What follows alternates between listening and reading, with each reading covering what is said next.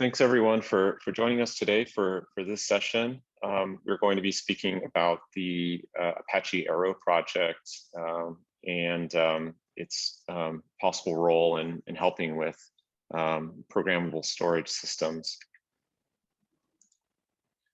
So the outline of the session, we're going to spend most of the talk talking about the Arrow project itself, its motivations, an overview of the project, how the project structure. Dig into the Arrow columnar data format, which is one of the foundational pieces of the project.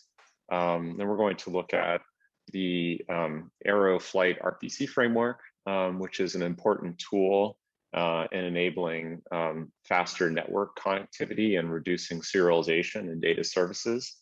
And lastly, we'll make some comments about how Arrow fits in with building programmable storage systems. So a little bit about us. David Lee and I are both Arrow PMC members and have been working for several years on the Apache Arrow project. David has been a key developer in Aeroflight, both on the Java and C++ and Python sides as well. And he's an engineer with me here at Voltron Data. I helped start the Arrow project about 5 or almost 6 years ago. I'm the CTO at Voltron Data, where we're building computing systems that are powered by Apache Arrow. Earlier in my career, I created the Python Pandas project and was very involved in building data science tools for the Python programming language. And in fact, it was working on Pandas for many years that motivated me to get interested in the problem, which turned into Apache Arrow, because I felt that I was having to reinvent many wheels, and that the data science ecosystem was being held back by the absence of better analytical processing tools. So it wasn't easy to embed database systems, query engines into Python, and Pandas is spending a lot of time deserializing data, and we were spending a ton of time building data connectors. So the idea of the Arrow project originally was to create a cross-disciplinary collaboration between database systems, big data systems, and data science tools. And so we wanted to create language agnostic standards and supporting libraries to accelerate and simplify in-memory computing. We did that starting with the data, defining a language independent standard for in-memory tabular or column-oriented data. And we built up a stack of technologies to make it easier to build applications with those data, in particular applications that involve multiple programming languages or need to move bulk quantities, bulk data sets between environments, and then compute on them efficiently. The code base is a little over 5 years old. We have now over 700 distinct contributors. We've been making approximately quarterly releases for the past 5 years. So we've made 22 major releases. We're about to make our 23rd, the 6.0 release. And one of the exciting things is the level of diversity in programming languages that we see represented in the Arrow ecosystem.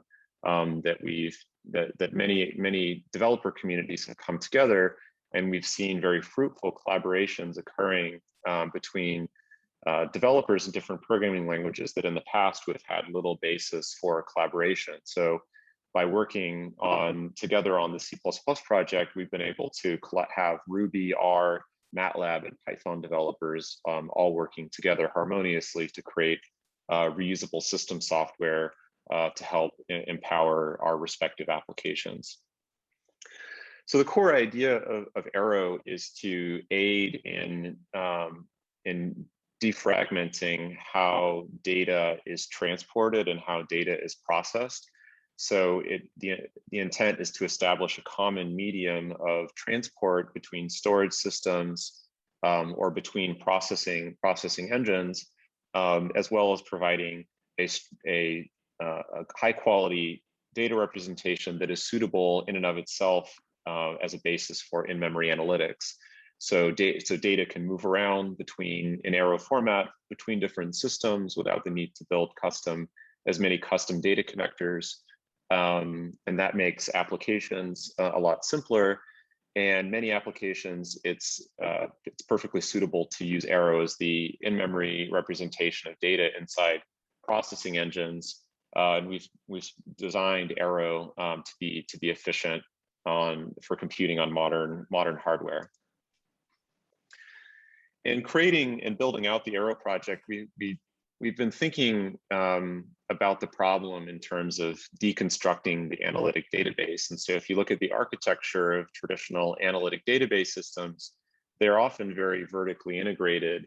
So you have a storage, an IO, a data deserialization layer, a layer of memory management and in-memory storage dealing with out-of-core execution and other query execution related memory management issues. You have a query engine, and then you have a front-end API, which is usually SQL, but you do sometimes see other kinds of non-SQL interfaces. But critically, these components don't have a public API, so users only interact with the system through the front-end API, typically SQL, and these other systems are not user accessible generally. So our goal is to decouple these problems to define public APIs for these different software components and to enable application developers to pick up the components that they need off the shelf for them to be high quality libraries that they can install and use in their application. So you can pick and choose the things that you need, and you can create different front ends to access the computational capabilities. So critically, we've deliberately made Arrow front end agnostic. And so we intend for different kinds of user interfaces to be developed to the data access and computational capabilities, the system software that we're creating in the Arrow project. And so it's important to note also in the context of storage systems that the ecosystem over the last 15 years has been undergoing a general trend toward disaggregated storage, where the cold storage of data and how data is managed at scale has become increasingly decoupled from the analytical computing engines. And so that began with MapReduce and the Hadoop ecosystem, and it has continued to this day. But we are seeing as network has gotten more, as network performance has gotten better, that there's an increasing need to do more computation a lot closer to the data. So some hybrid between our current world of disaggregated storage and the old world of vertical integration. So the benefits of defining standard memory formats for in-memory computing is that we can move data around without having expensive serialization. Systems can standardize some of their metadata notions, and so that makes it easier to move complex data sets between different systems. We can reuse algorithms, so that enables us to collaborate and build really fast algorithms that everybody can use. And we can create these other kinds of system like platform components. So we enable application developers to not have to reinvent so many wheels. So if they need to read a Parquet file or read a CSV file or have a reference counted memory manager, that there are off-the-shelf components that they can pick up and use and not have to rebuild those in a bespoke way for their application. So I'll turn it over to David to talk about some of the Arrow use cases that we're seeing. Thanks, Wes. So let's look at some use cases that Arrow enables. First is just providing common access to different data formats. Instead of every system having to build readers and writers for every single format, creating a quadratic explosion in work that has to be done, we can instead build readers and writers once, debug them and optimize them, and have these readers and writers produce and consume Arrow data. That way, we can benefit from Arrow's optimized columnar memory layout. And this means that system builders don't have to decide what sort of memory layout they need to pick and build and optimize all the tools and libraries that they want themselves. they can just use Arrow. Continuing with that theme, Arrow also enables zero-copy data interchange in process. So instead of having to serialize and then deserialize data when we're trying to cross language boundaries in memory, we can instead use the fact that Arrow standardizes the memory layout to enable zero-copy data interchange. We'll see this later with, for instance, the C data interface for Arrow, which enables this exact use case. Examples of this in practice are things like Dremio, which is a data lake that leverages Gendiva, Dremio is a data lake in Java, which under the hood leverages Gendiva, a C++ subproject of Arrow, to execute LLVM compiled expressions inside their data lake project. Another example is DuckDB, which is not an Arrow native system itself, but which can still run queries over Arrow data and expose the results as Arrow to Arrow native users. Of course, not just intra-process, but inter-process communication is important. So Arrow provides Aeroflight, which is a fast wire protocol for moving data between processes.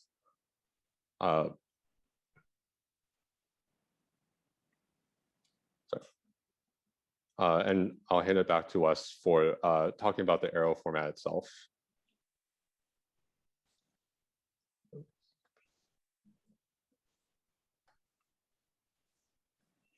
Thanks, David.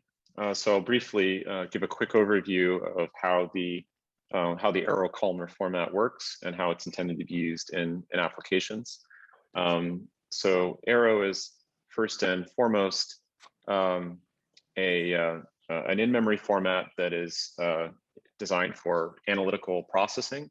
So it's intended to be used as a companion to serialization technologies like Apache Parquet, so columnar storage formats. It supports both flat and nested schemas, and the memory layout is optimized to enable both random access and scan-based workloads on modern hardware, so that we can enable cache-efficient parallel processing, vectorized execution with SIMD. Arrow has a number of built-in memory layouts. Data types are all by design logical, and so when you define a data type in Arrow, Arrow comes with many built-in data types. You map the logical data type, like a timestamp or a 64-bit floating point number, to the corresponding physical memory layout. We allow users to define their own data type. So if there is a type that you need in your application that isn't found in Arrow built-in, you can define an extension type that maps onto one of the physical memory layout types. There's a common array data structure, so all vector or array structures in Arrow fit into this model. An array consists of a sequence of buffers, which is a chunk of memory, and then nested arrays have children. Arrays can additionally be dictionary encoded, and so if an array is dictionary encoded, then there will be a separate array which contains the dictionary values. So I'll let you read the specification, but there's a handful of built-in data types handling primitive types, variable size, binary and list types, and a couple of nested type structs and unions for handling the kinds of nested data that we see in the wild. Each of the memory layout types has predefined buffers that they feature. So whenever you're dealing with a primitive type, you know that there is a buffer representing nullness that is consistent across all data types, and then an additional buffer that contains the data values. And so from this, you can relatively quickly construct an Arrow implementation. We've defined a binary protocol for moving data over an RPC interface or serializing data to a file, which can be memory mapped and accessed. So if you have data that corresponds to the Arrow binary protocol, what we call the IPC protocol, you can read a data set that is on disk and memory map it and access any value in the data set in constant time after you've parsed the requisite metadata headers. Within these messages, each message, the fundamental type in Arrow is called a record batch, a collection of arrays. We encapsulate this data in a message that has a metadata header, which is defined in the project. And then all of the memory buffers that can constitute the record batch are laid out end to end in the message body. And so when you parse a message, you move pointers to point to the correct memory addresses within the body. And so that allows array data structures to be constructed that point to the message body without having to do any data deserialization or data movement. We've additionally defined a C-level C data structure for exchanging Arrow data at C function call sites. And so that enables us to pass data between programming languages using a C foreign function interface. So that could be between Java and C++, or between Go and C++, or really, in theory, any language that supports CFFI. Famously, in recent times, we have used the C data interface to bring integration between DuckDB and the Arrow ecosystem. And so DuckDB, without depending on any particular Arrow libraries, is able to accept Arrow as input with zero copy through this lightweight C interface. So by dropping two C data structures into your project and following the specification for the C interface, you can send and receive Arrow data at C function call sites through FFI. So that's very helpful. We anticipate various extensions to the columnar format in the future, obvious things that we know we need to build eventually, in-memory encoding, compression, sparseness, so things like run length encoding, or other optimizations for certain data types. So this is where we could use feedback from data encoding and storage experts, as well as creating some other protocols for extensibility and connecting systems together. So I'll hand it back over to David. Thanks. So next we'll talk about, Aeroflight, which is an RPC framework for Aero native systems. So what does this mean?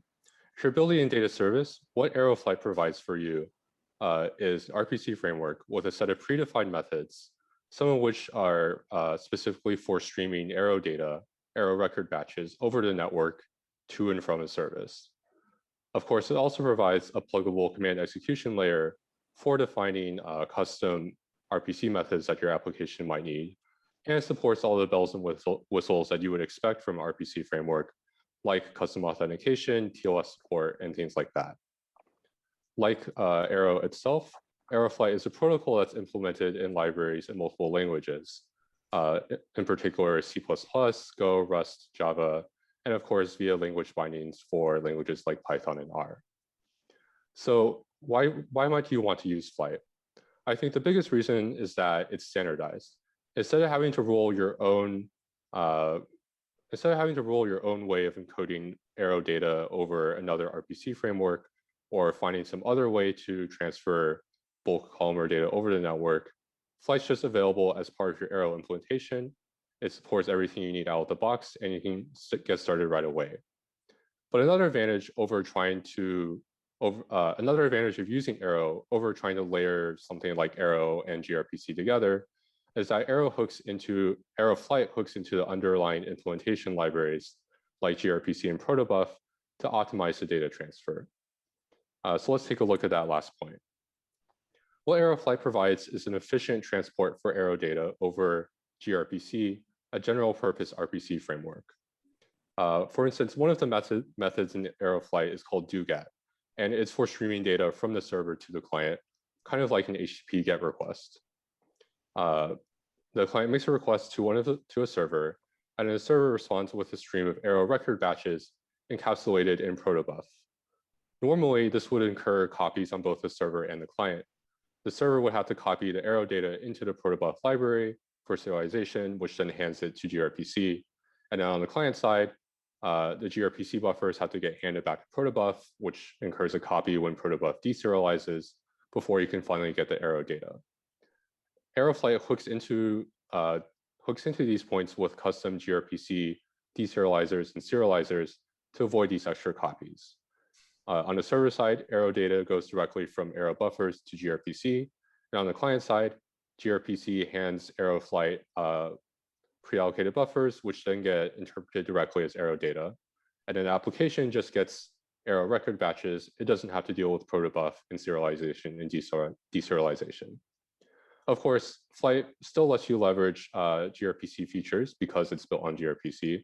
So you can do things like issue multiple parallel requests on the same stream or manage multiple parallel streams to multiple remote servers, allowing you to get more total bandwidth. And for languages like Python, which have a global interpreter lock, this part of Flight means that you can bypass that limitation and again, get more parallelism out of your program. So what kinds of things might you want to build with Flight? One project that the community is currently working on is called FlightSQL, which is a protocol that builds on top of Flight for database servers and clients. What clients get from FlightSQL is a standard interface for executing textual SQL queries and for querying servers for metadata like the SQL dialect supported and available tables and schemas and things like that. For Aeronative clients, this provides a uniform interface for interacting with databases. And for non-Aeronative clients that use APIs like JDBC and ODBC, it provides a way to implement these legacy APIs on top of Arrow. For servers, it provides a standard way to expose an Arrow-based endpoint, whether the server is Aeronative or not. If the server is Aeronative, then it benefits from all of the optimizations in Flight.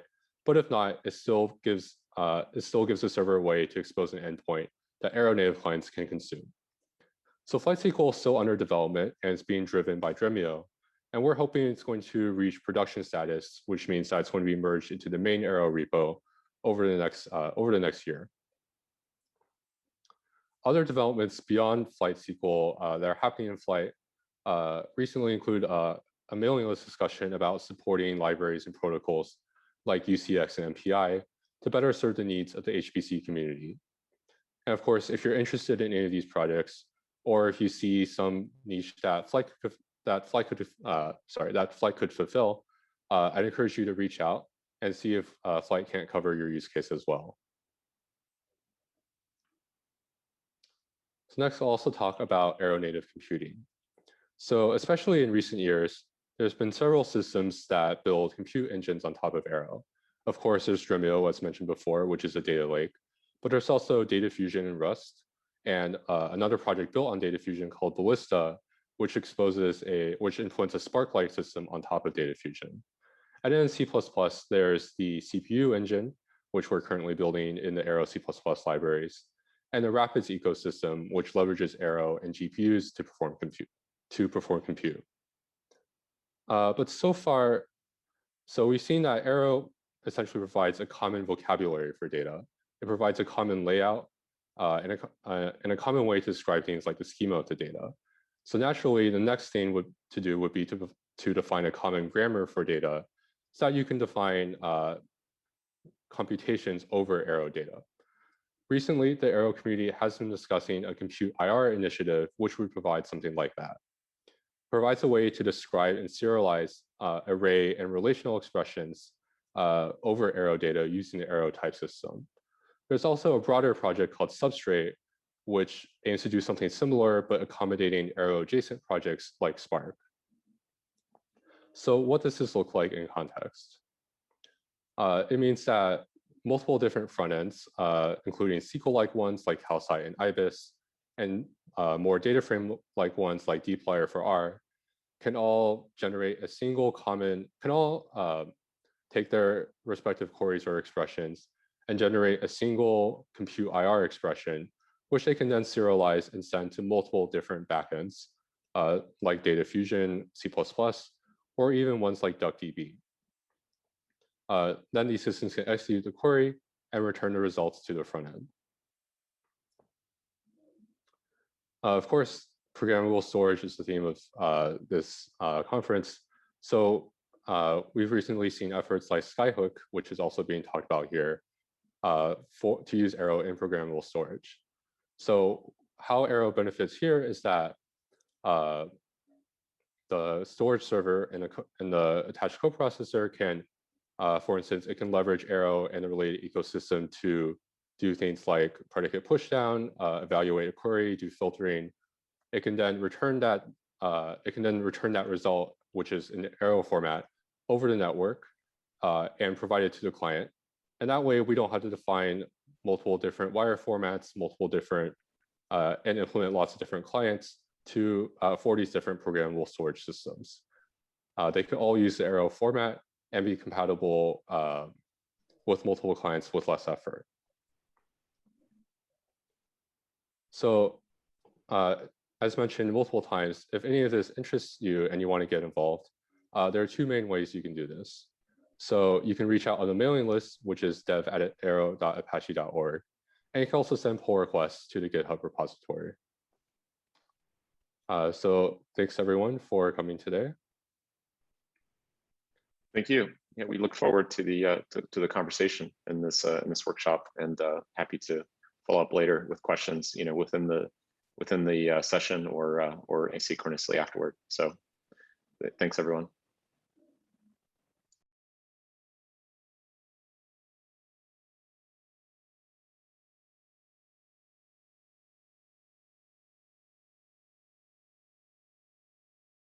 Inline string type, and so they serialize in that. They serialize in that case. They construct their vector that references the Arrow memory, so they don't have to copy the Arrow memory except the inline strings, which are inlined into its data structure.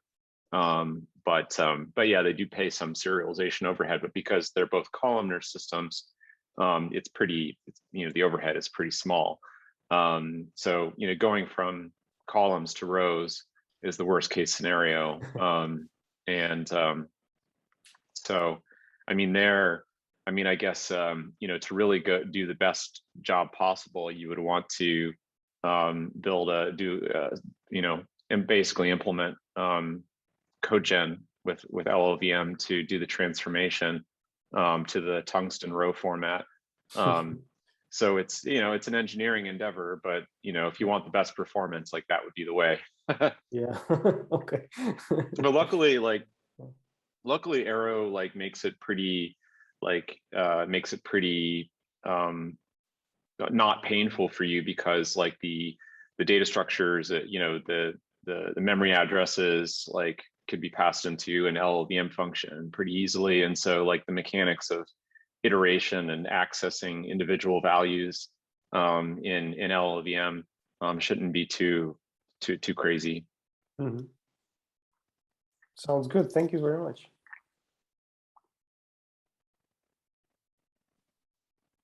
We have some more questions. Jinshin, do you want to go ahead?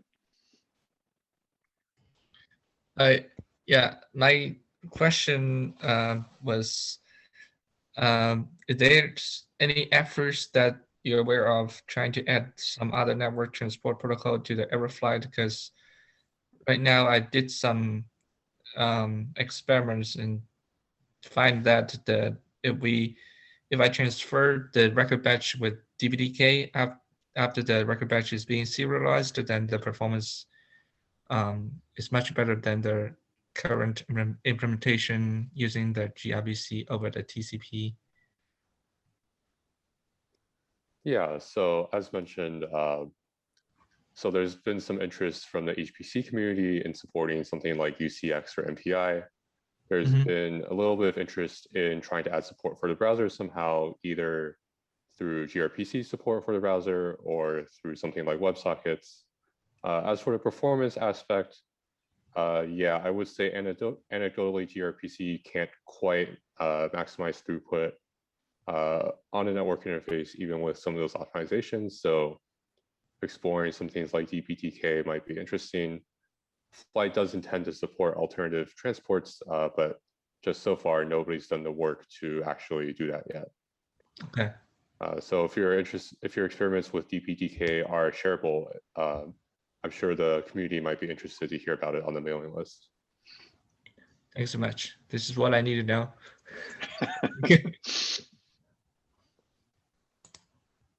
Aldrin, you posted a question.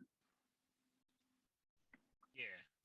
So one of the things I was wondering about is with flight RPC, is it like, I don't really know what the high level constructs are, but is it being defined in a way that for existing like RPC protocols, we can kind of just take the parts that would be useful, right? For instance, defining how record batches might be sent, like either in parallel or in serial, that type of thing, or versus like any high level things like maybe what would be used with substrate or the IR.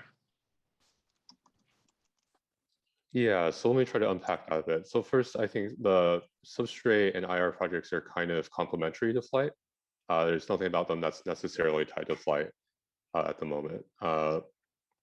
As for reusing parts of Flight, so there are a couple of different ways that you might imagine. So Flight is built on gRPC. You might imagine trying to, and I guess just for some context, the way gRPC works is you have a server with multiple services registered. So if you're trying to do something like have a server that offers both Flight endpoints and also RPC endpoints for your custom application, that can be done in the Java implementation. Unfortunately, it can't. It could perhaps be done in the C++ one. It can't be done in the Python one just because of implementation limitations. As for just reusing the Flight protobuf definitions, yeah, that's entirely possible. I would say you might, some of the internals needed to serialize to and from those protobufs might not be exposed at the moment, but if those are useful, could reach out to mailing lists or file Jira, something like that. They could be exposed. Yeah, I think it really depends on where exactly or which part exactly you'd like to reuse. Awesome. Thanks for the answer. I think that's good enough for this.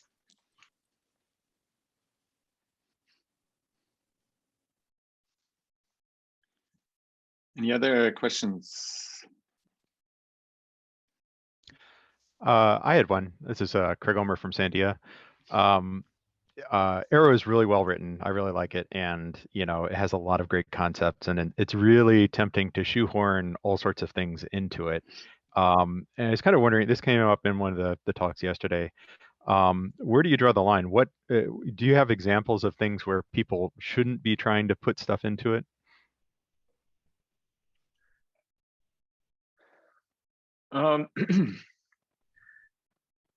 There have been some cases of things that we've rejected, or if we said like that doesn't belong here, but they aren't springing to mind initially. I think we've taken like a pretty open-minded approach towards like the contrib like concept. So like it's with the mindset that it's easier for a contrib project to be able to work within the mono repo setup and to benefit from the continuous integration and like the integration testing and making sure, essentially stymieing bit rot. But there is definitely like a risk that people will dump code and then orphan it. And that's definitely what we don't want. And so, we like for example, like we have this shared memory kind of object store called Plasma that is essentially not being maintained. It was initially donated by the Ray project from Berkeley, and last year they forked and they aren't maintaining it. They forked it because they didn't want to depend on the Arrow project, and they didn't need to depend on any other parts of Arrow other than Plasma in their project. So they abandoned it. And so if somebody dumps some code and then stops maintaining it or abandons it, we would say, okay, well, if this is causing a maintenance burden, then we will simply delete it from the code base.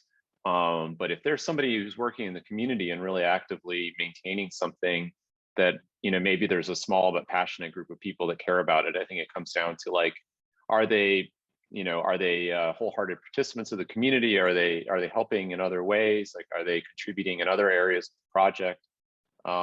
So even Gandiva, which has had like relatively few developers, it's an LLVM compiler for array expressions. There are developers who basically only work on Gandiva, but they're active and they develop it. And there have been plenty of downstream users of this compiler framework. So, while it isn't something that's a nuisance to like people who are uninterested in compiling expressions with LLVM.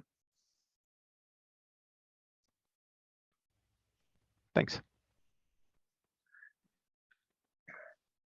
Some other questions?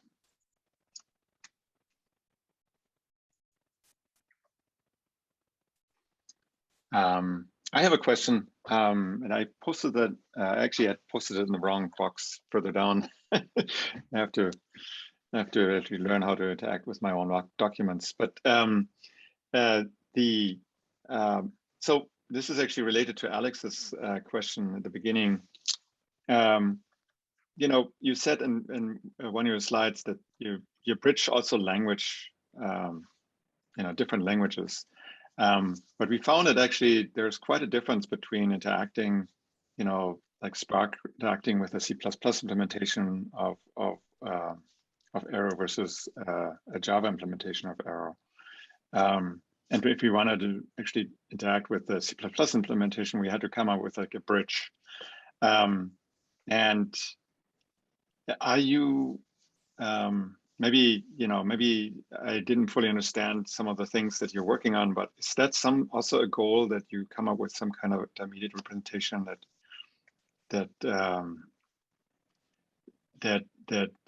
I guess, how do you see this? You have these different implementation of Arrow. How do you see people kind of leveraging that, or maybe unifying that?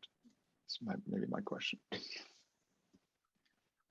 So either, and there's two paths at the moment. So one is the CFFI interface that we talked about. That's currently being implemented in Java. So that could be used. In JNI to make it simple to pass the data structures across the JNI boundary. Because right now it's bespoke. Like you have to deal with like, oh, how do I release memory on the Java side, and how do I release memory on the C++ side? So the C interface will make all that simple. So if you're integrating languages in process, that's the way that we intend. And inter-process, we have the IPC, the stream protocol, which we use in flight, and we use for various other uses, serializing to disk, things like that, writing to shared memory and things and so forth.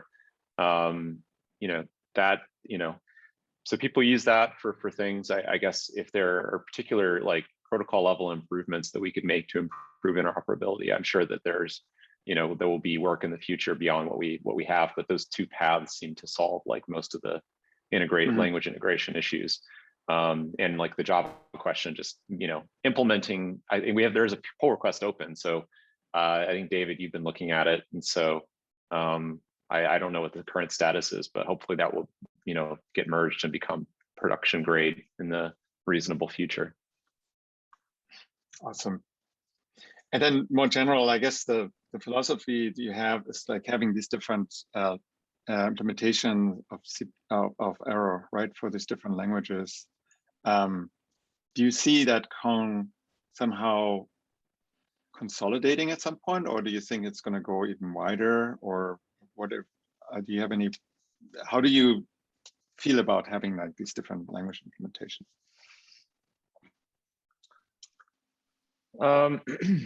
Well, I mean, I think one of the challenges that they're all the language implementations are at different states of maturity. Right. And, some might have a little bit of development. Like, for example, there was a period of time where the C# library was, being actively developed by people at Microsoft for the Spark.NET project. And then the development trailed off, and it's been largely inactive. I mean, I haven't kept track, but it was inactive for a long period of time.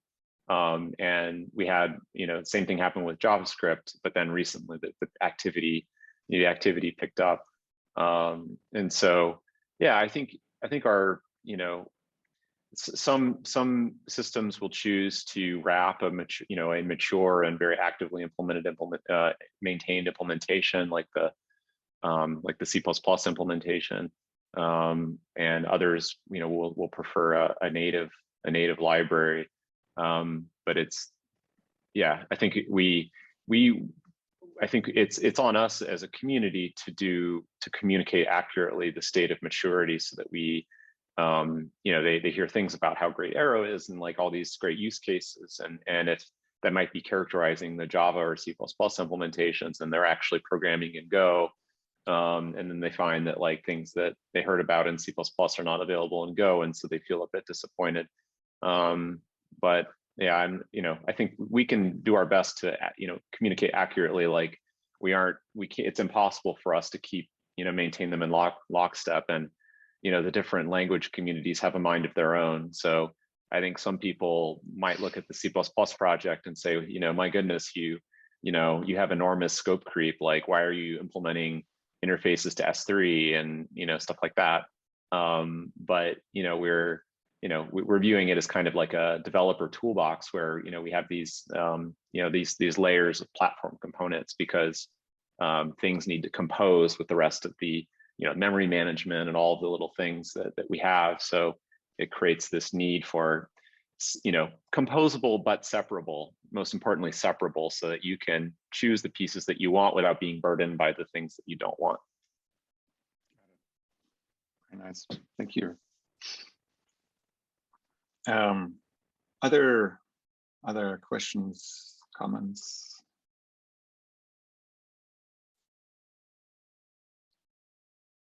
All right. Maybe then it's time to continue with Jayjeet's talk. Thank you so much. That was very, very interesting. And I'm sure there's more questions. We have actually a lot of time in our session. This is usually not the case, but I love the fact that we can have actually some extra time for discussions. So let me start the next, and I will try to be more careful with putting windows on top of things. All right. Okay. See, share.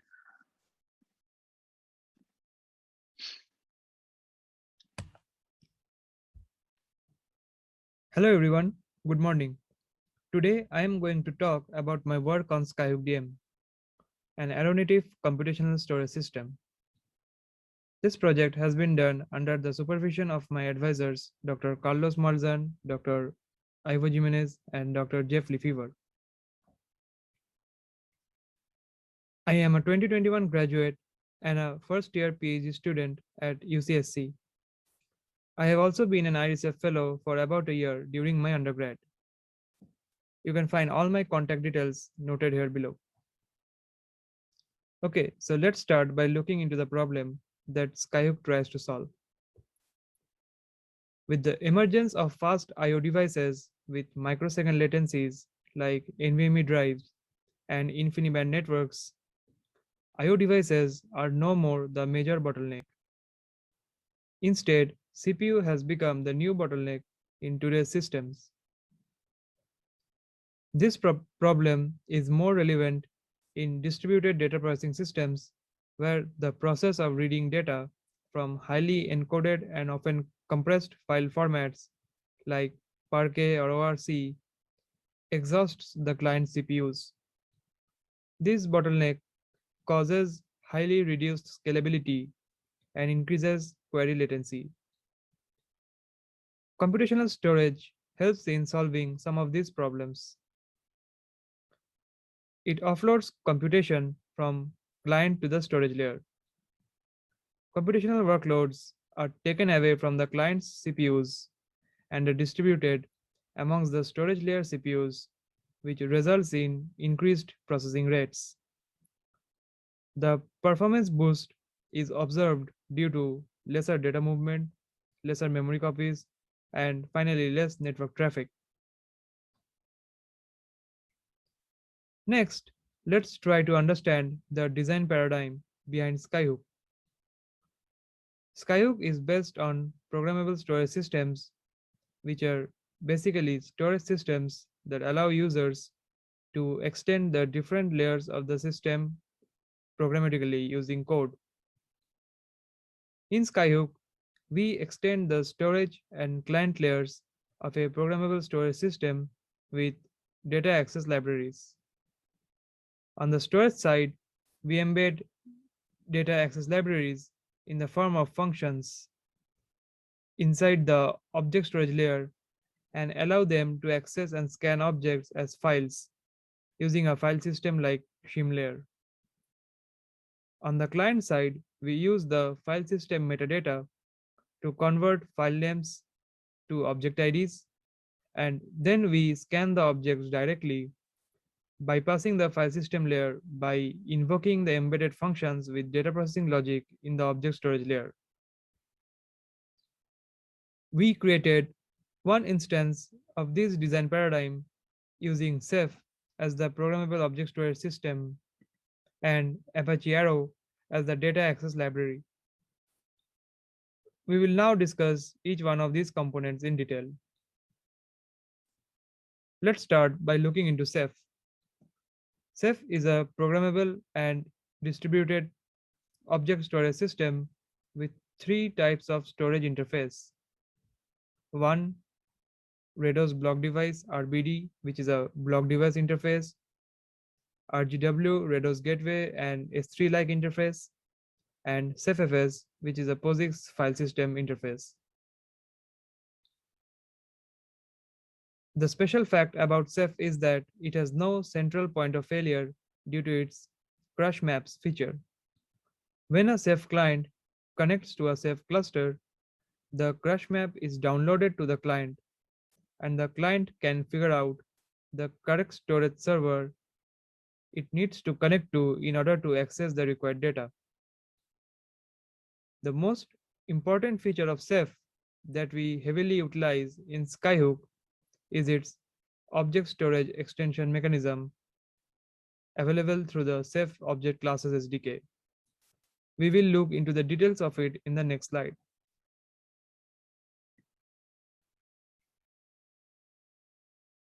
Ceph object class SDK is an object store extension mechanism that allows embedding data processing logic in the object store IO path by writing plugins in C++ or Lua.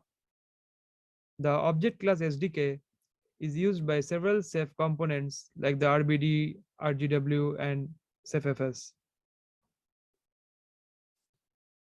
As you can see in this chart, the usage of the Ceph object class SDK has heavily increased over the years. Next, we will discuss Apache Arrow and how we use it in Skyhook. Apache Arrow is a language-independent columnar in-memory format optimized for efficient analytics operations on modern hardware. It serves as a standard format for exchanging data between different data processing systems so that every system does not need to serialize or deserialize data into its own custom format, which is a very costly process. Apart from being highly optimized columnar format, Arrow is also a collection of pluggable components that can be put together to build a data processing system. For example, Arrow has a dataset API, a data frame interface, an embeddable query engine, a memory allocator, a binary protocol to send data across the wire, support for reading or writing different file formats in different file systems, amongst many others. In Skyhook, we reuse the components which are marked by a star in this diagram, such as the file format interface, the compression APIs, the binary IPC protocol, the datasets interface, by embedding them in different layers. In Skyhook, we follow an object-oriented approach, which means we try to extend different interfaces with libraries and APIs such as Arrow instead of modifying them. This allows us to maintain a pluggable design that can be easily applied to other programmable storage systems rather than modifying the internals of a particular storage system, which would cause maintenance hassle and difficulty in upgrading. Now, let's look at the architecture of Skyhook DM. On the server side, we use Ceph as the programmable storage system, where we embed Arrow APIs in the object storage layer using the Ceph object class SDK. We have a random access interface just sitting over the object store to give Arrow APIs a file-like view over objects so that Arrow APIs could be used as is. On the client side, we create a direct object access layer that does the job of converting file names in CephFS to object IDs in the Rados object store. And it also does the job of invoking the object class functions which use Arrow APIs to scan objects in the storage layer using librados. So essentially, the CephFS is mostly used in the write path and to fetch file metadata from the Ceph metadata server, which is very essential for the file to object translation. We expose the functionality in Arrow by creating a Skyhook file format interface that plugs into the Arrow dataset API and allows scanning files from Skyhook. The Ceph object class plugins that embed Arrow in the storage layer, the direct object access interface, and the Skyhook file format API are part of the pull request that we opened in the Arrow project. Building Skyhook requires just building the client and storage side plugins and copying the shared libraries to the correct path for them to get picked up. Next, let's look at the file layout design which we use in Skyhook. In Skyhook, files are mapped to objects in a 1:1 fashion. Stripe sizes are chosen in a way to ensure that the file goes into a single object. From several file and object size experiments, we found out that 16 MB objects are the most performant for Skyhook. And that is the reason why we split up files that are larger than 16 MB into smaller files of sizes 16 MB, each coupled with their own metadata. Since Arrow APIs are used all over inside Skyhook, not only Parquet files, but files of other different formats like ORC, JSON, CSV can also be used seamlessly with Skyhook.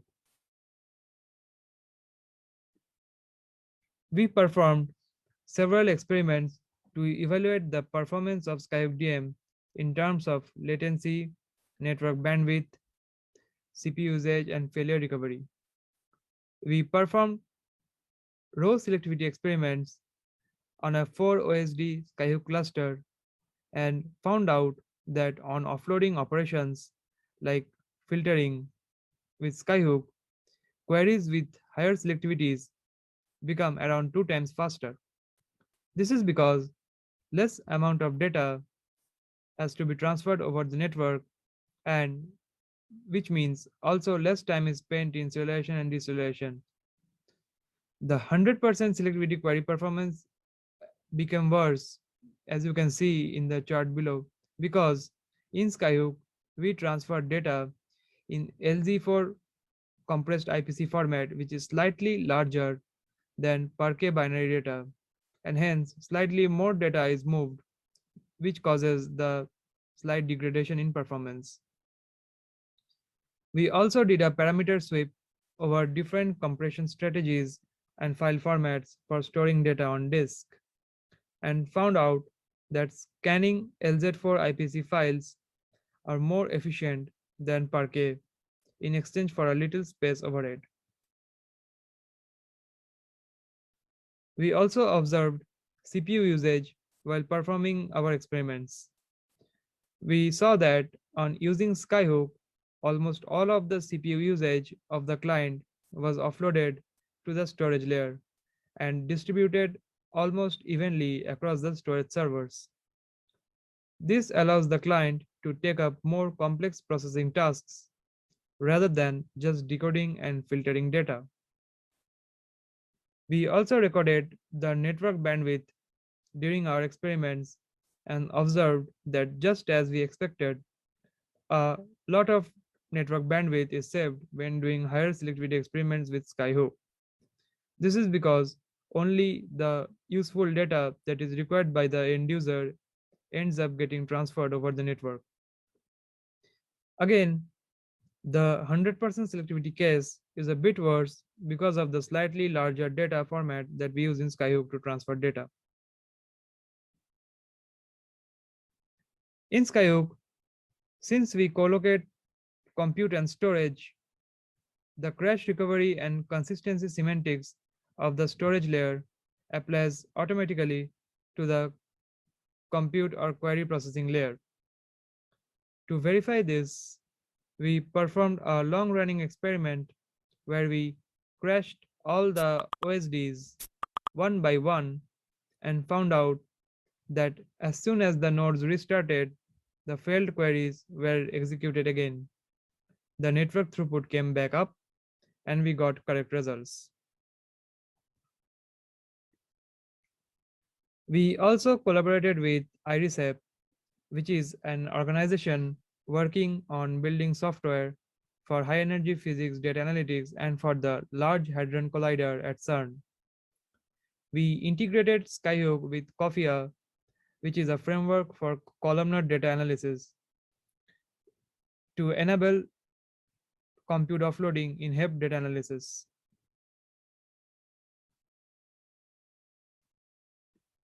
Since Skyhook is heavily built on Apache Arrow, we decided to upstream Skyhook to the Apache Arrow project. We are currently working on a pull request with the Arrow community for donating Skyhook. Currently, we are working on upstreaming only the core C++ source code, and later we will be working on upstreaming both Python and Java bindings for Skyhook. The pull request is very active with over 150 discussions and lots of commits. We have also integrated Skyhook integration tests with Arrow's nightly build system. You can find out all the work done in the Skyhook project from here. For more details, you can read our white paper on arXiv. Now that we have reached the end of my talk, I would like to sincerely thank IRISEP and Cross UCSC for supporting my work. Also, thank you everyone for listening to my talk, and please feel free to reach out to me with any questions that you might have. Thank you. All right. Thank you, Jayjeet. Any questions for Jayjeet?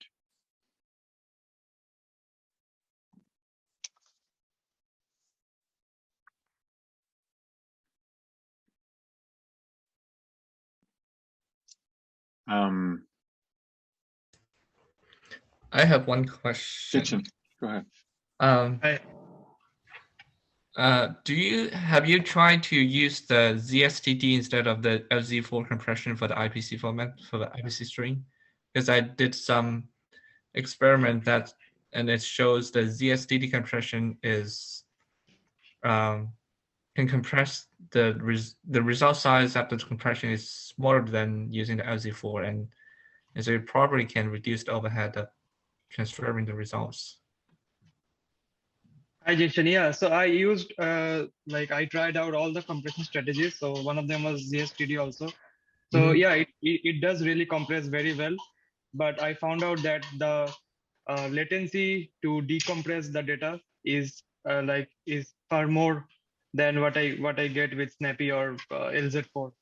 So the benefit of the smaller amount of data is getting negated by the large latency that it incurs to decompress. So Okay. yeah, Thank you. yeah, no problem. Thank you. Other questions?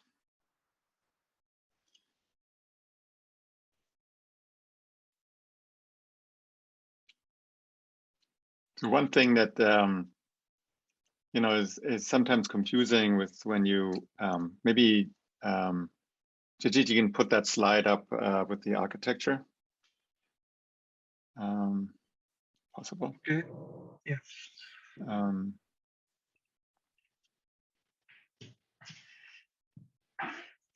Just a second.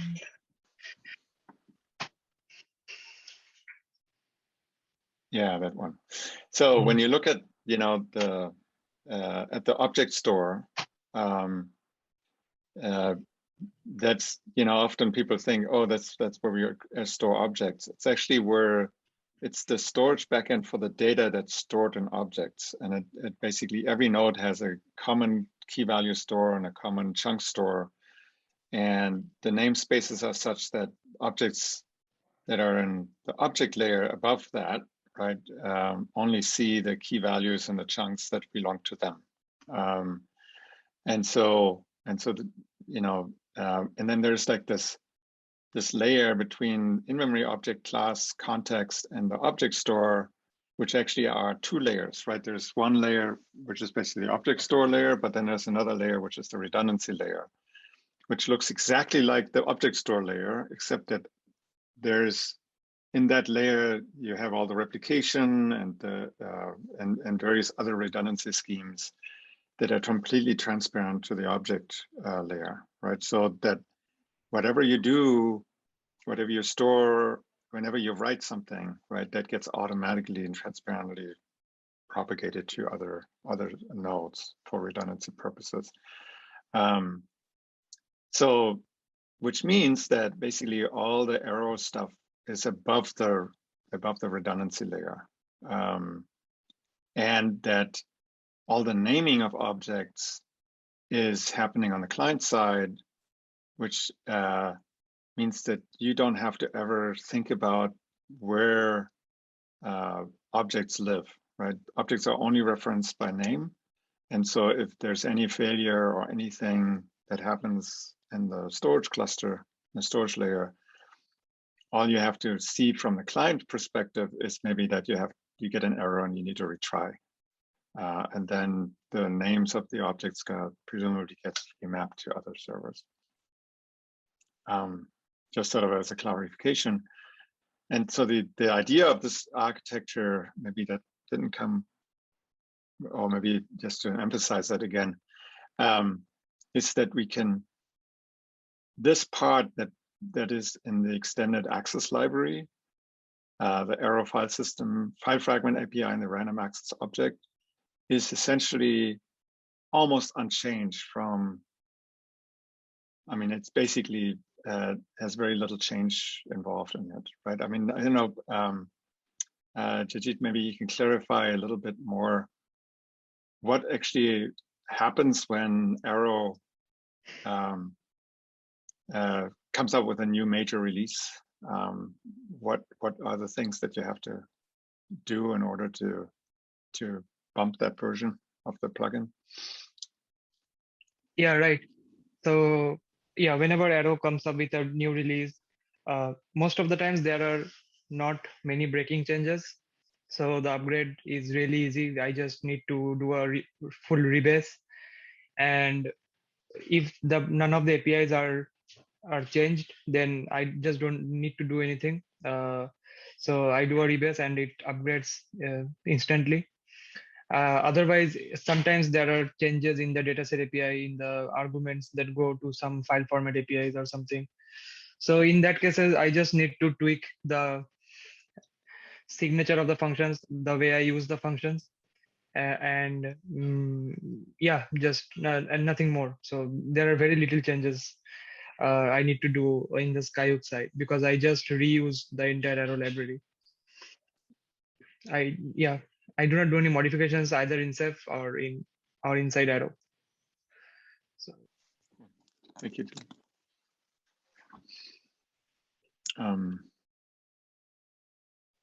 Any other questions before we go to a topic that is less Arrow related?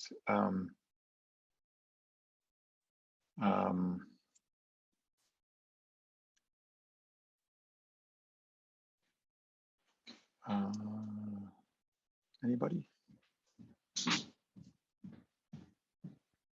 All right. Well, thank you, Jayjeet, again. And let's move on to the next talk, which is Esmaeil Mirvakili, who is going to talk about, if I find the right talk here, hold on. Let me see. Yeah, this is one.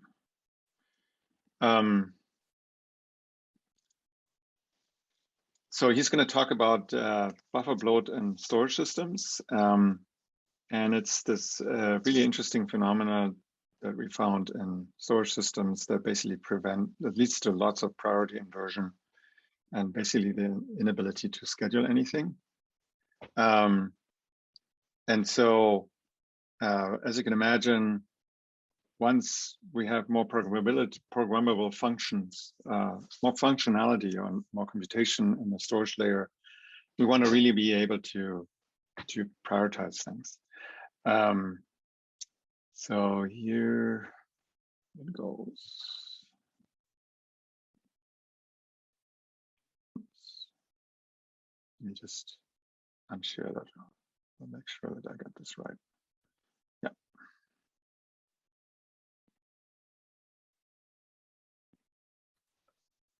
Hello, everyone. Thank you for attending this session and our talk. My name is Esmaeil Mirvakili. I'm a third-year PhD student at UC Santa Cruz. Today, we are talking about managing buffer bloat in storage systems. So first, I'm going to go over some backgrounds, the problem we are going to solve, and the solution we are proposing for this problem. As the data centers and companies move toward distributed storage systems, the quality of service in these systems are getting more important day after the day. One of the most important aspects of quality of service is request scheduling, because using the request scheduling, we can achieve most features of quality of service, like throughput and latency guarantee. So for this project and this talk, we are going to focus on the storage servers. So the storage servers are usually a single node inside the distributed storage systems. So every storage system, the storage servers usually have two layers, the front end and the back end. So the front end is responsible for high-level logic of the storage. For example, OSD instead, which handles the object-level storage. And the other layer is the backends, which handles the low-level storage operation. For example, Blue Store in Ceph, which handles the storing the metadata and the blocks inside the storage device. We usually implement the scheduling system inside the front end instead of the back end. One of the reasons is that the software-defined storage design principles suggest to decouple the storage mechanism from the controlling policy over data. So it is better to separate and decouple the scheduling system from the backend and the storage mechanism inside the backend.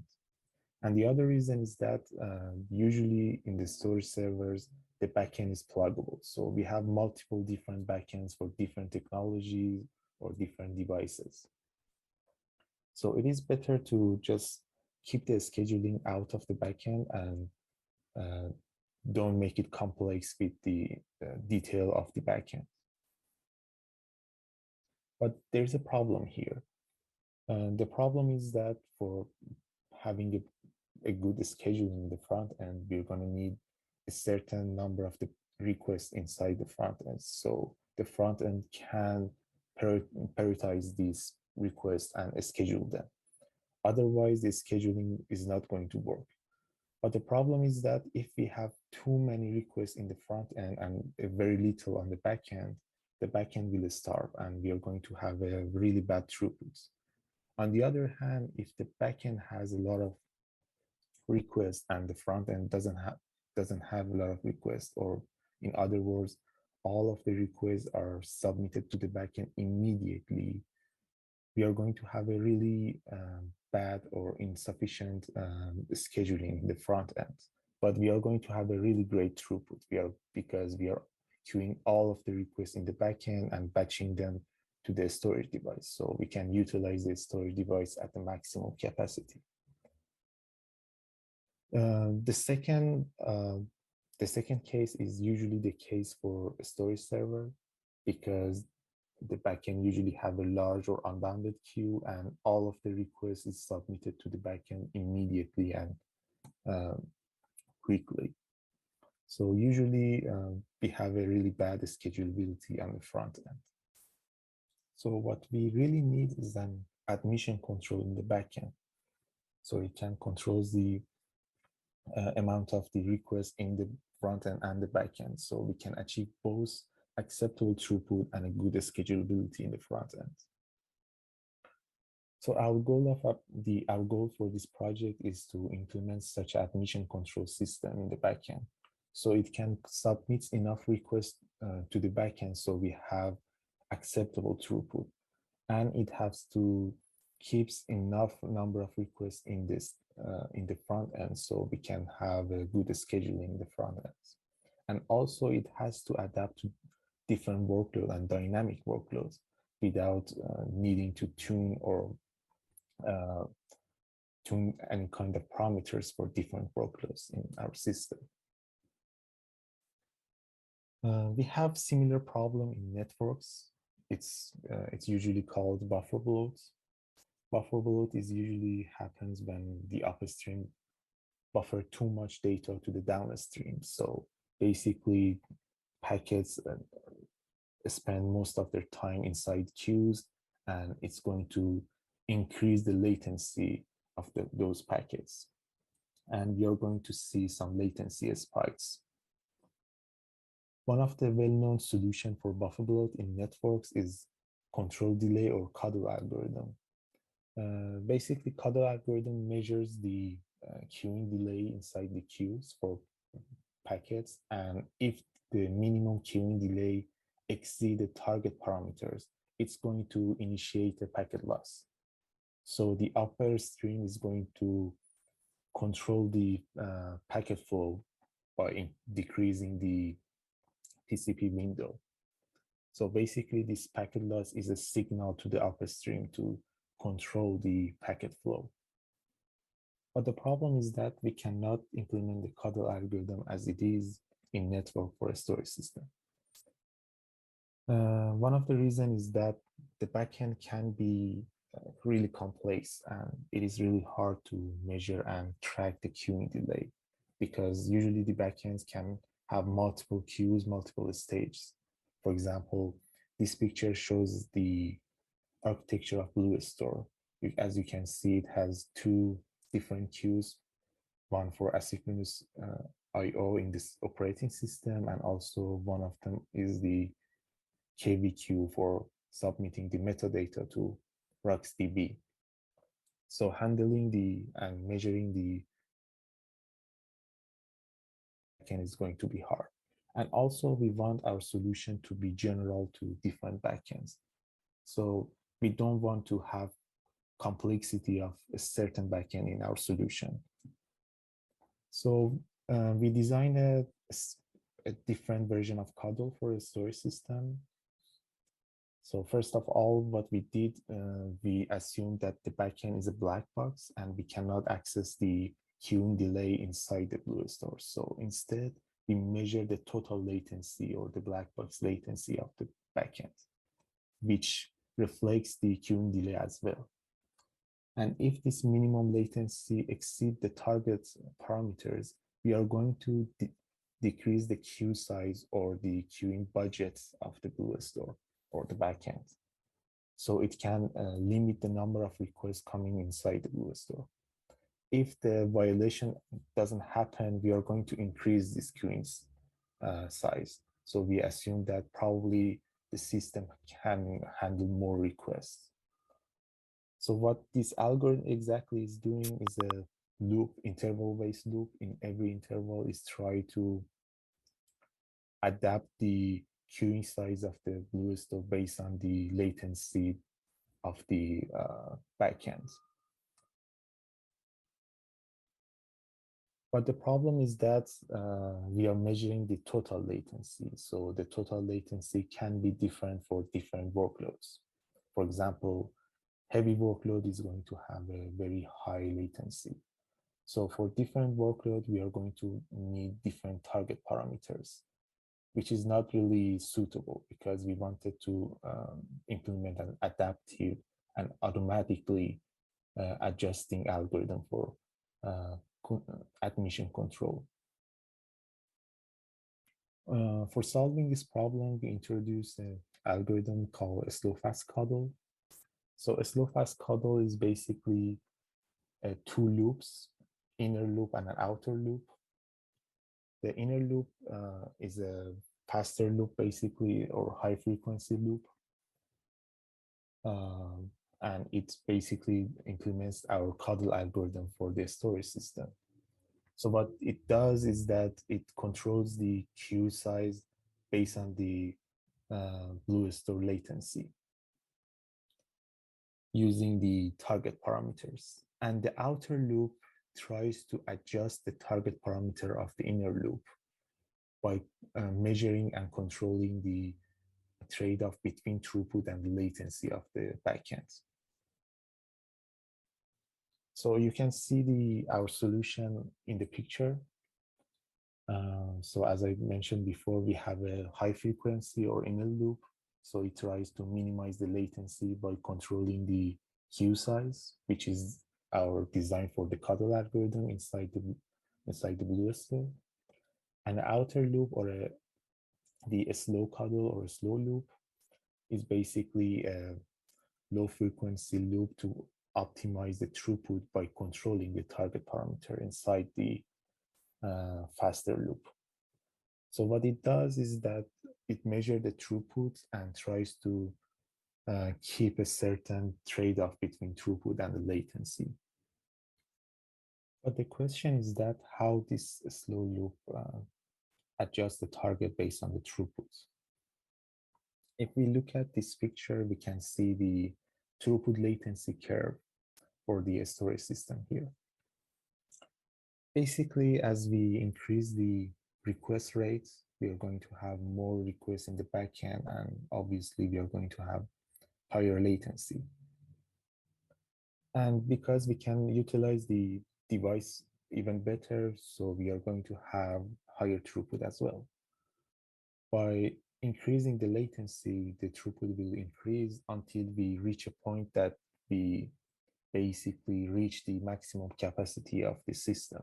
So we cannot achieve a more throughput increase or more throughput improvement after that. At that point, the excess request that is submitted to the backend is going to wait inside the queues, and they're going to have a delay in queue there. So as we increase the request rate, the latency keep rising, and the most of that is going to be queuing delay inside the backend. So the requests spend most of their time waiting the queues, so it's their turn to be processed. So what the fast loop or the cuddle algorithm do is try to decrease this latency by controlling the queuing size of the backend. As the latency decreases, we are going to lose some throughput, obviously.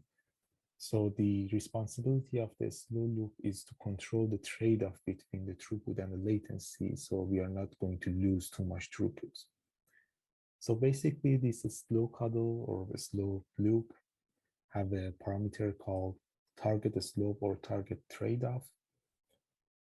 This target slope defines the trade-off between the throughput and the latency. If we look at this curve, we can define the trade-off between throughput and latency by the slope of the tangent line on the curve.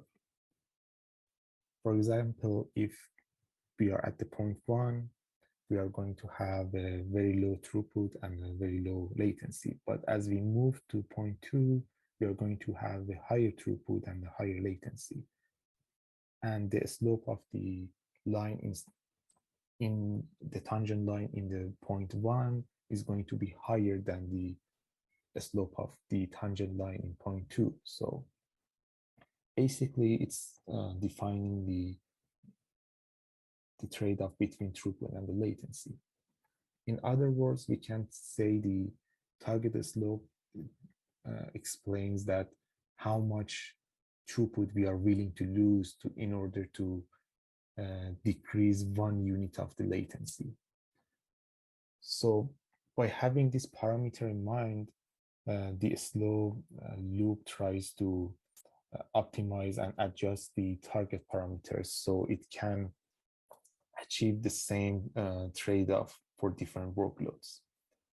So in different workloads, it's going to select this optimum and the best target parameter for the CUDL algorithm. So it can achieve the defined trade-off between throughput and the latency. But you might ask why we are introducing new parameters. As we talked before, we wanted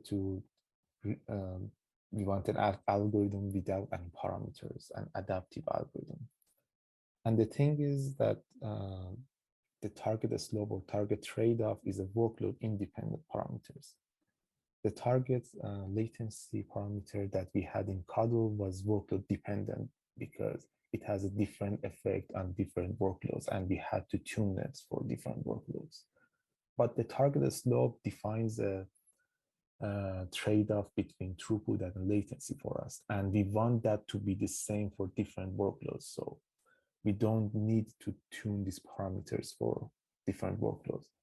For example, we define that we are willing to lose at most 10 megabytes per second for decreasing 1 milliseconds of the latency. So this is going to be the same for different workload, and the slow fast CUDL is going to define what is the optimum latency to achieve that, basically. One advantage of this having this parameter is that we can give the user the control over the trade-off between throughput and latency. And by user, I mean the operation team who deploy the storage system. So they can apply different preferences on the trade-off. For example, one operation team might say, we really need a very high throughput, but we don't need really good schedulability. So we are going to select a very low target slope. So we are not willing to lose a lot of throughput. So they have a good control over the system. So they can design and basically configure the system as they want. And this, after configuring the system, it's going to work for different workloads the same way. So they don't have to tune their system for their own workloads. Here's some results. These pictures is showing how the target parameters is evolving and changing by the slow loop. As you can see, the first picture is for the workload 64 kilobyte writes on SSD. Afterward, it gets converged to a certain point and try to keep the target parameter at that point. And the second picture shows the workload change in our system. So in the midpoint, in the 300 seconds, we changed the workload from 4 kilobytes to 64 kilobytes. As you can see at this point, the slow fast CUDL was able to detect the workload change easily and adapt to the new workload after the 300 seconds. And here's some results of the throughput and the latency for different target slope. And the first graph shows the throughput for different target slopes and the baseline. And the second picture shows the average latency and 95 percentile and 99 percentile, or we can call them tail latency for different target slope and the baseline. So basically the first column is the baseline or the blue store without any admission control. And after that, we perform multiple experiments with the slow fast cuddle with different target slope parameters from 0.1 to 20. So the value of 1 means that we are willing to use at most 1 megabyte per second for decreasing the latency for 1 milliseconds.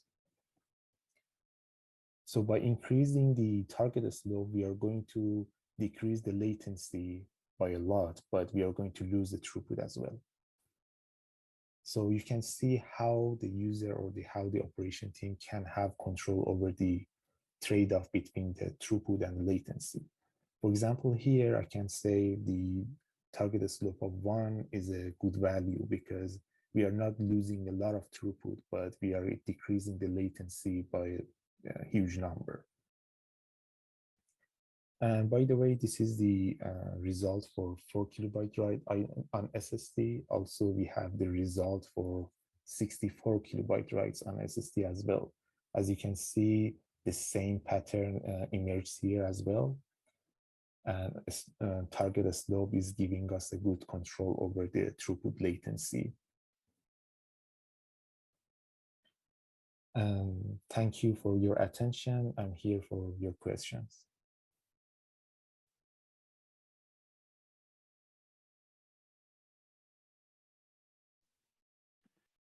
All right, thank you, Esmaeil. Any questions for Esmaeil?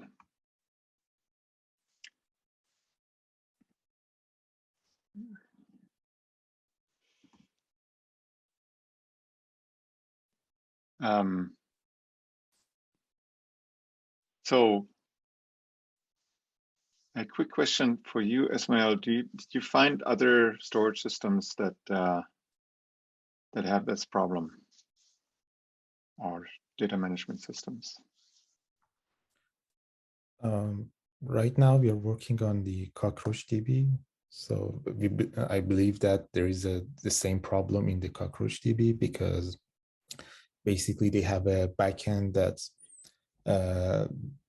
basically queue up the request and then apply to the first wall and then apply to the LSM3, basically the first layer of LSM3, basically the mem table. It has a really similar design to the Bloat store, but currently I don't have any result to show that if the problem really happens there or not. Okay. Any other comments? I'm just curious whether people have seen this in other systems that they are familiar with. You know, similar problems where essentially there's a scheduling layer and then there is a layer below that, and that is these workloads have changed in such a way that that was not much of a problem in the past, but with more memory available and faster backends, maybe through faster storage devices, right? Then suddenly this becomes a problem because you don't have enough queuing in the scheduling layer to actually do anything with your scheduling. Is there any experience that is sort of related to that?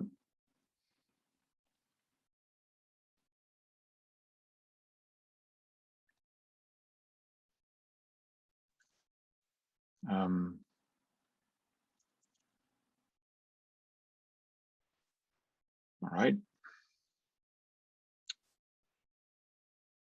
Well, thank you, Esmaeil. Really nice talk.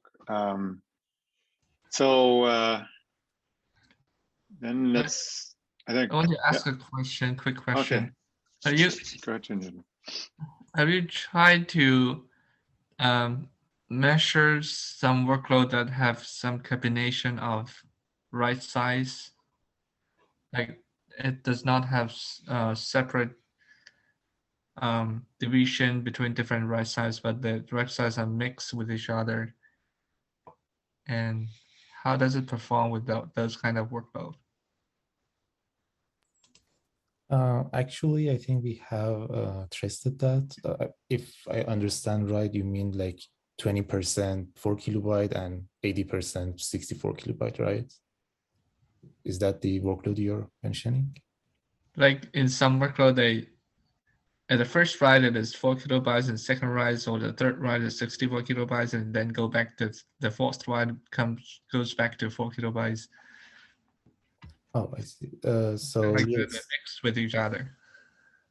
Yes, we have that experiments. I show one of them that exactly at one point they change, but I had the experiments that sometimes they overlap and they change over time. And based on those experiments, it seems that the slow fast cuddle working pretty well. It's reacting to the changes, and the throughput and the latency trade-off is basically hold as we want them to be.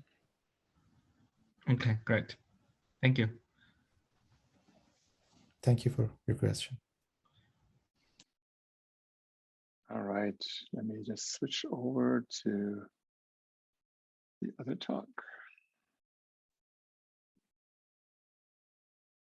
All right, so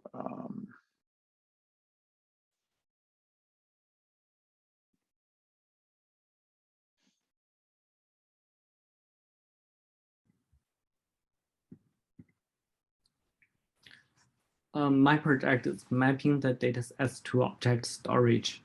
I work with Carlos, Jeff, Ivo, and Alex. Here's a very brief background. In many scientific domains, scientists use Access libraries to store their dataset. And Access libraries usually map the dataset to files using some specific file formats. We see some problems in this pattern. The first is file format design assumptions tend to be outdated. And the second is, in many cases, those Access libraries do not scale out. And the goal of this project is to map the dataset into objects directly by making the semantics of the data available to the storage system. Here are some benefits. First, the data in the objects can align with the internal logical structure boundaries of the dataset. And second, this allows the storage system to make intelligent decisions on how to lay and store the data. And the third is this can enable the push down of the data operations to the storage system and scale out the Access library APIs. In addition, this design pattern allows the independent evolution of Access library, application, and the underlying storage system. And the last time we have discussed the Ceph OSD level behavior and performance. And for this time, we're going to focus on 3 points. The first point is using the striping strategy to map the dataset onto objects. The second part is using the Ceph file system to verify the performance of the striping strategy. And the third part is the impact of the data formats and Access libraries. And last, we will talk a little bit about the future work. When talking about mapping the dataset onto objects using striping strategies, we have to understand how do we define a striping strategy. To define a striping strategy, there are at least 3 parameters we have to consider. The first is the stripe unit. The second is stripe count. And the third is object size. Once the first 3 parameters are fixed, we actually get a fixed object set number. In this figure, we demonstrate an example striping strategy. Suppose that the stripe unit size here is 1 megabyte, and we have 6 stripe units per stripe. So the stripe count is 6, and the stripe size is 6 megabyte. And for each object, it has 4 stripe units. So the object size is 4 megabyte. And for each object set, it has 4 stripes, so on and so forth. So basically, the stripe count, stripe unit, object size, object set describe the layout of the data when mapping the data set onto objects. The question is, how do we measure the performance of a specific striping strategy? As different workloads may prefer very different striping strategy, a specific workload cannot be used as a benchmark. And as our idea is to measure the performance of the best case of a striping strategy, which reads or writes a whole stripe, as shown in this figure. Why do we say that accessing the whole stripe is the best case to measure? Suppose we access only partial of a stripe like it is shown in this figure and measure the performance. Then the result doesn't have to be the performance of the striping strategy with the stripe count of 6. It can also be the performance result of a striping strategy with a stripe count of 5 or 4. So it cannot represent the performance of a specific striping strategy. Similarly, if we access the data which is larger than 1 stripe like it is shown here, there could be conflicts or unnecessary management overhead, as the problem can actually be avoided by using a larger stripe unit size. That's why we think we should measure the best performance of a striping strategy by accessing a whole stripe.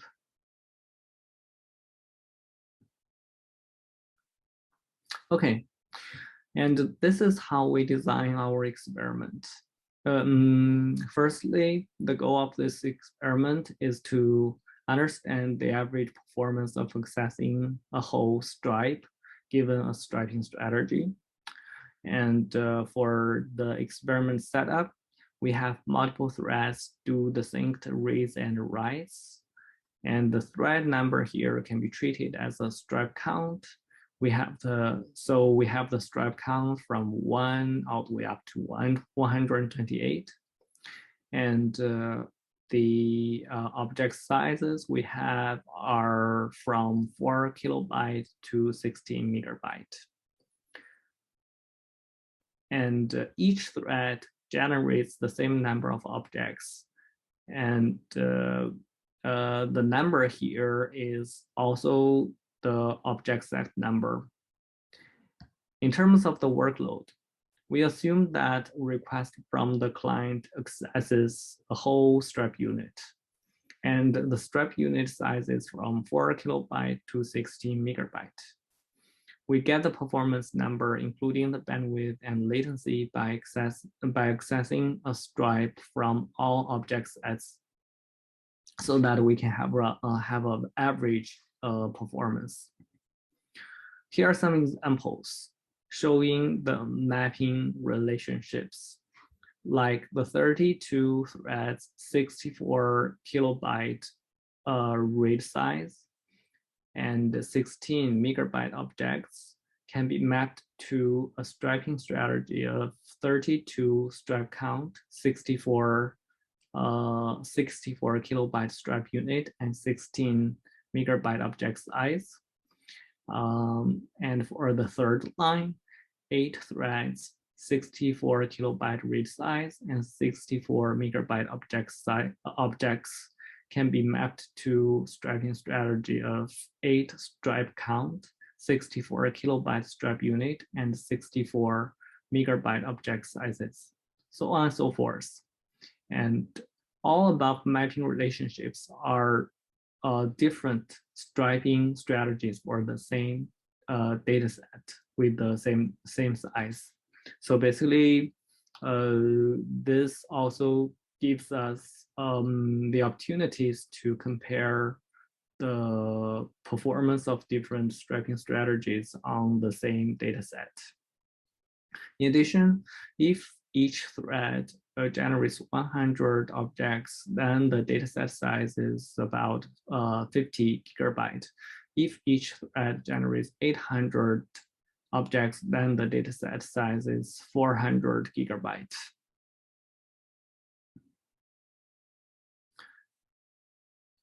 We used the cloud lab. We used 5 cloud lab machines to set up our experiment. Here, one of the machines is a client machine, and 4 of the machines are OSD's machine for set OSD's machine. And here are some hardware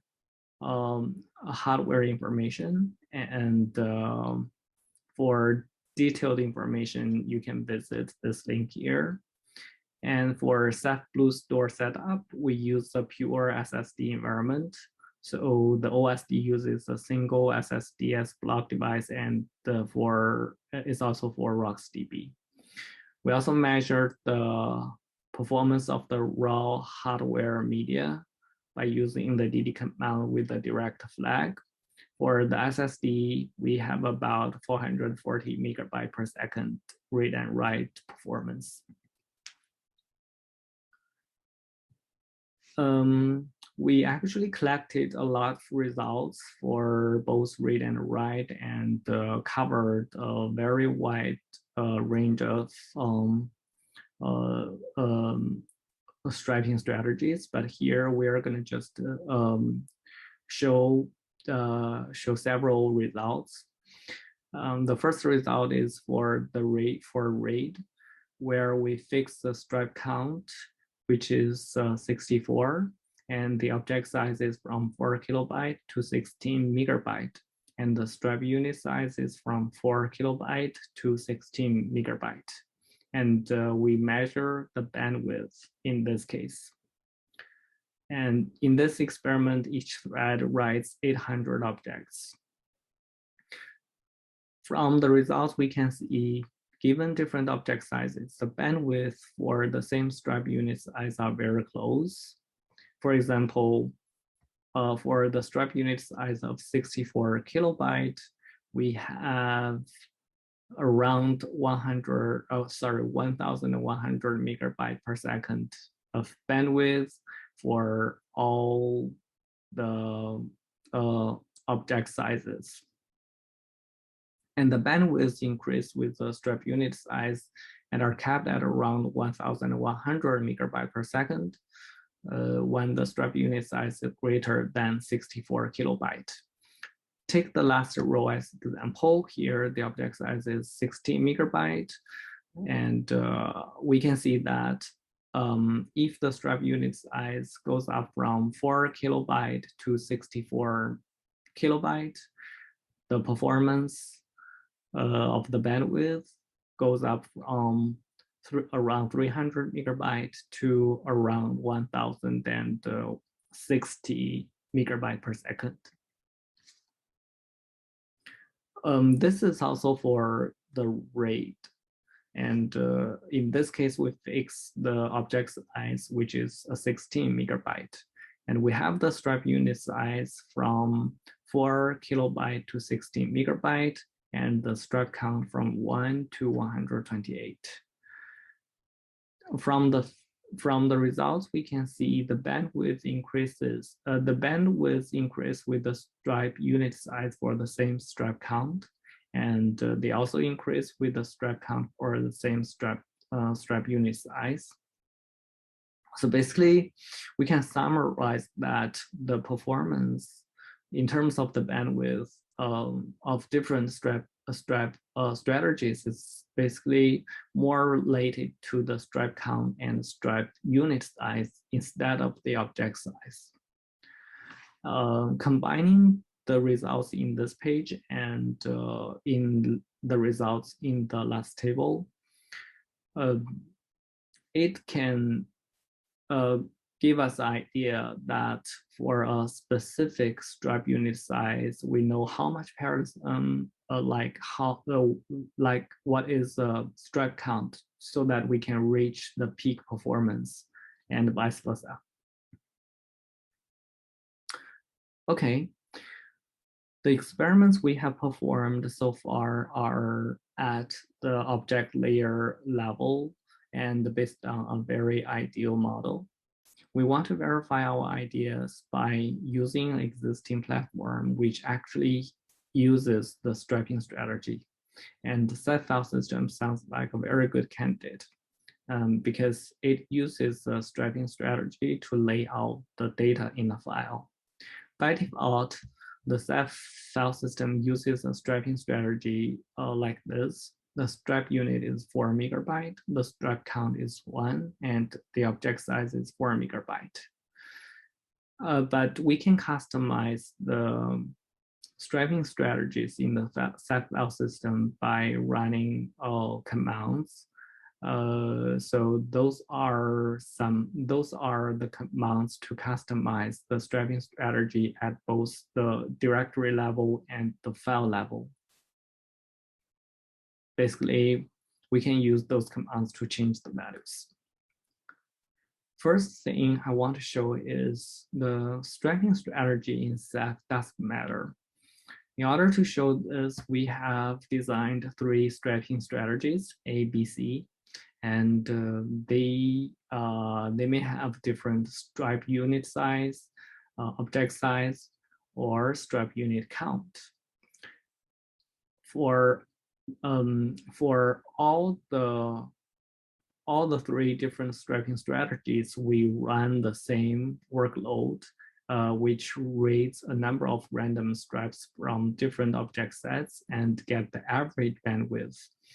We get 3 very different numbers for the same workload on 3 different striping strategies. So this shows that the striping strategy configurations in the set file system does matter, so that we can use the set file system to conduct some experiment and demonstrate our ideas. In this experiment, we use object size of 4 megabyte and the stripe unit size is 1 megabyte. We vary the stripe count from 1 to 1024 and evaluate the bandwidth. Basically, we can see the bandwidth increases with the stripe count. And in this experiment, we use the object size of 4 megabyte and stripe units as vary the stripe unit size from 64 kilobyte all the way up to 4 megabyte. And the stripe count is also fixed at 64. And we evaluate the bandwidth for each case. As we can see, as the bandwidth increases with the stripe unit size.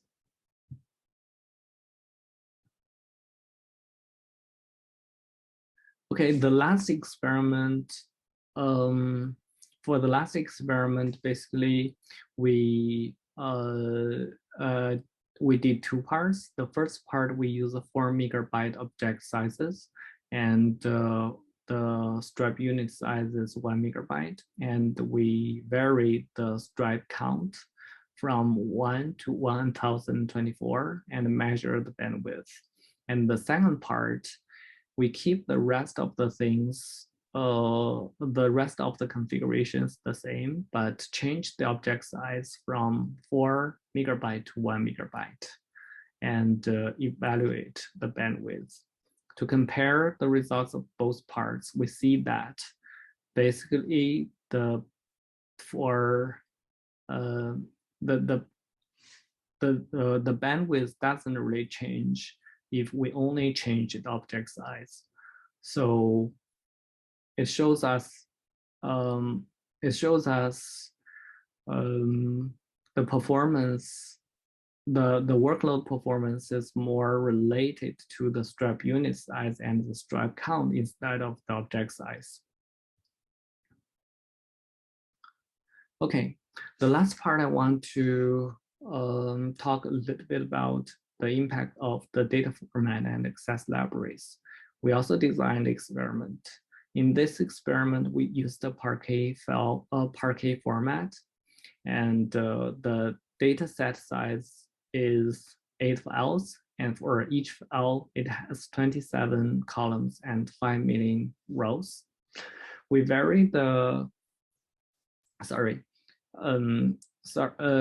Parquet format is a very popular columnar format, and for each Parquet file, it contains multiple row groups, and for each row group, it contains multiple columns, and for each columns, it may contain some metadata and the data itself. So in our experiment, we varied the row group size from 250 to 5 million. And we also did a query, and the query selectivity is 1% and measured the execution time.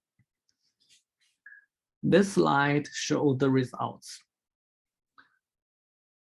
From the results, we can see that as the row group size increases, the size of the file is smaller, and the execution of the query becomes more efficient. As you can see, if the row group size is 250, the file size is around 226 megabyte, and the execution time of the query is about 23 seconds.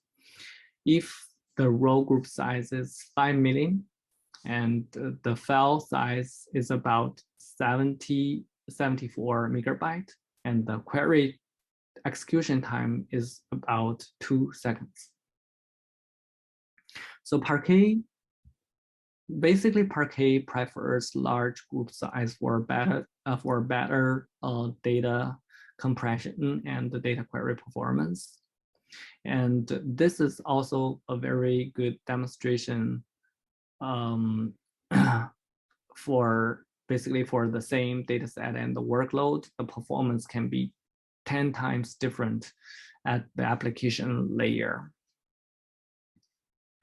Okay, for the future work, I'd like to summarize the work we have done so far, including the hardware layer work, the SAP OSD layer work, the storage cluster layer work, and the application layer work.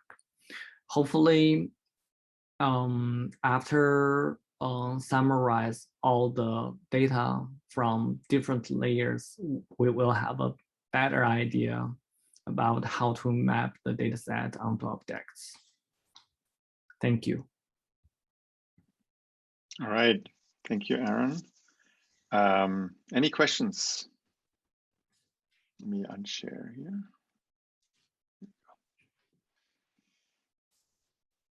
Any questions for Aaron?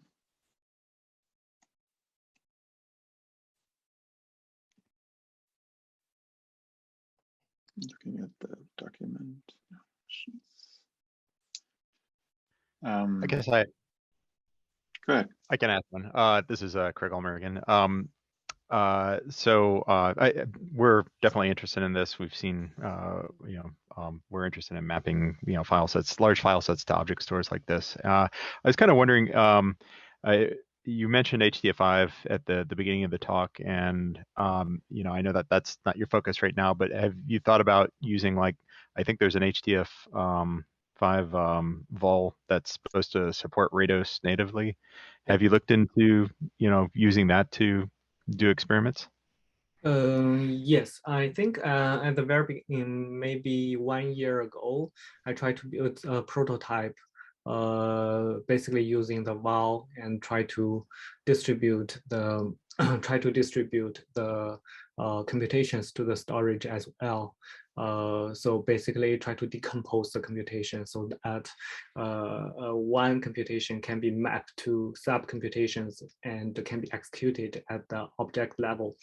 But that is kind of too much implementation of the codes. And in the meanwhile, we have several problems not solved yet. For example, the object sizes, like how do we map the data set to objects? So that's why we focused on some fundamental problems first, and maybe later, if we have a better idea regarding like how to map the data set onto objects, and then we can consider like how to use something like val to map the computation as well. Yeah, that's a really good question, Craig. And if I just chime in here very quickly, the vol layer, and we talked about this with HF5 people, has been changing every time we wanted to. They've observed that as well, right? Every time they wanted to actually use the vol for something, they had to change the vol layer quite a bit. And so it's a really unstable place to base Aaron's work on. And so we were just basically from a strategically thought that maybe it's better to just look at more fundamental questions. But yeah, the experiment that Aaron did was actually it's quite interesting, right? So I think if I recall, you had to have at least 3 nodes to get sort of the same throughput that you had with just a file system interface. So you needed to have more explicit parallelization to make this actually get the same kind of performance.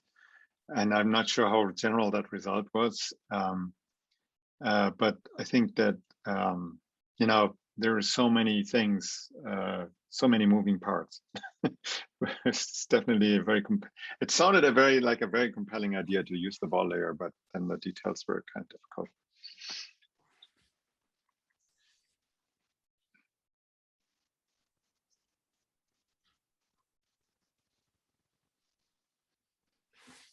Yeah, thank you for the question, Craig.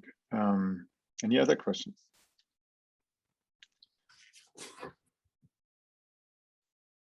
One thing that and Jayjeet had to leave us because he has a class, but Jayjeet was observing as well significant differences in terms of object size, and that seems to also change as soon as you embed libraries like Arrow into this picture, right? And so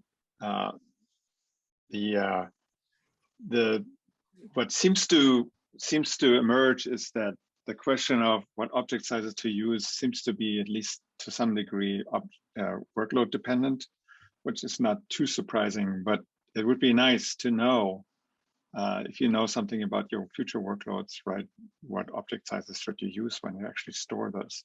Or does it pay off to do some transformations, right? You store objects in a certain size because it's good for write optimization, but then you change the layout of the data asynchronously and read some other layout that includes object sizes, but maybe also internal structures. And that's certainly something that we're also working on. And there's certainly a lot of exciting results coming forward, I think.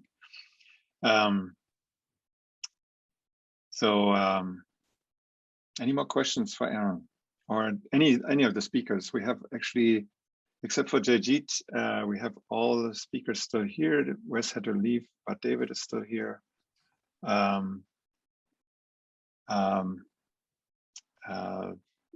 think Esmaeil is also had to also leave, I guess. So other than that, this is a very long session. So I can totally understand that people have to take a break.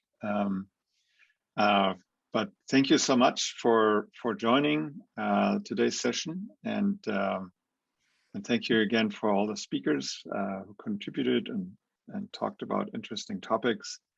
We